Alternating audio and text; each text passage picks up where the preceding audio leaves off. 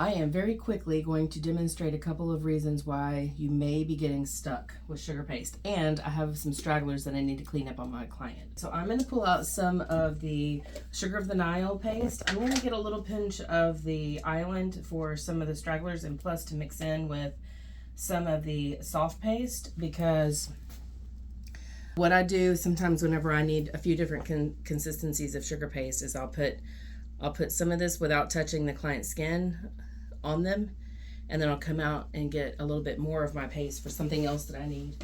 So it's kind of like a palette, like an artist palette, right, of paint.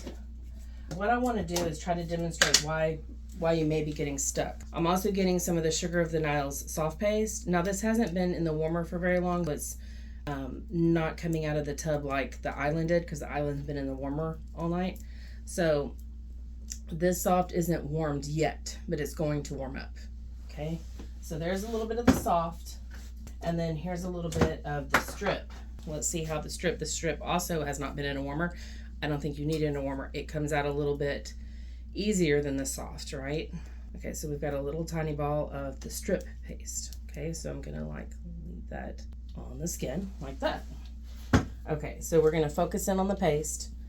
So this is the soft right here, and it's not yet as pliable as the Island that's been in a warmer. Okay, the Island's been in a warmer. The Island is stiffer than the soft, but right now it looks like the soft is stiffer because it hasn't been in a warmer. So we're going to get this warmed up on her skin. But I'm going to go ahead and start with this Island. This is the strip paste right here. Sorry, this is the strip. Let me pull that off. And I really want to get it warmed up here. Okay, so I'm going to go back up here to her thigh.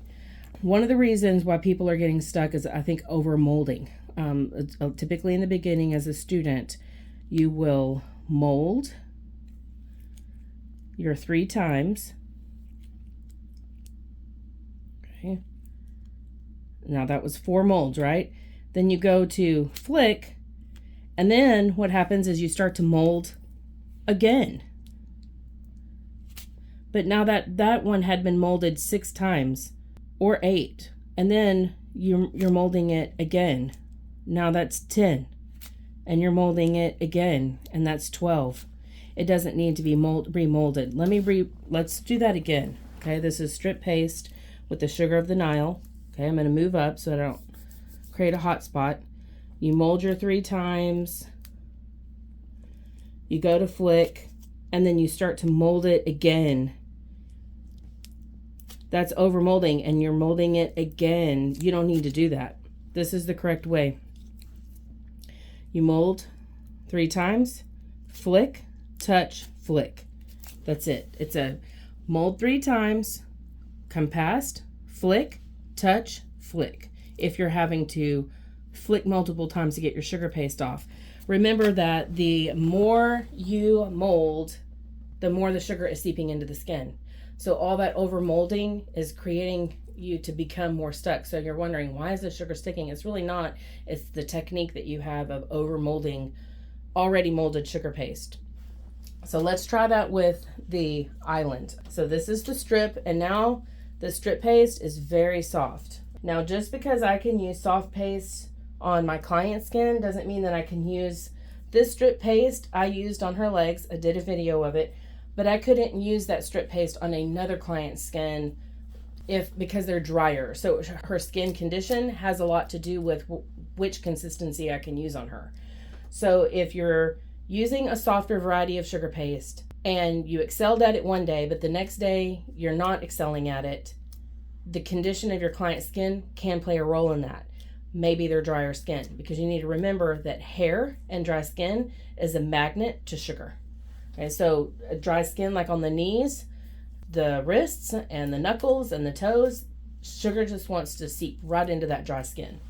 I would not use a strip paste or a soft paste on dry knees or toes or knuckles or wrists or elbows. Okay, now this is the Island paste, and this is firmer than the strip and the soft. There's another reason for the stuck. Let's demonstrate that on this leg. So we're going to zoom in on this mold. Okay, so when students mold and they're getting ready to flick, they know that, okay, I've molded 3 times. Okay, now I need to come past my wrist. So they drop the wrist and they come past, and they're hesitating. They're not flicking immediately. So then whenever they try to flick, now they're stuck right here.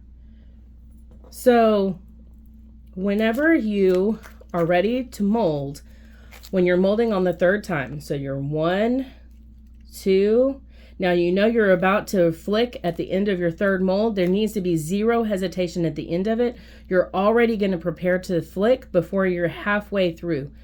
Right now I know I'm going to flick, I drop, flick. There's no hesitation once you've come past the edge. Again, let me reiterate that again. You've molded 3 times. Now you're dropping your wrist and you're waiting. Well, that sugar paste could be seeping into the skin right here. So whenever you go to flick, it could be stuck. And that's going to break down your confidence.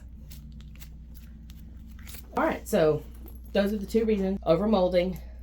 Don't overmold your paste, and make sure that there's 0 hesitation once you have dropped your wrist and come past the edge. There's 0 hesitation.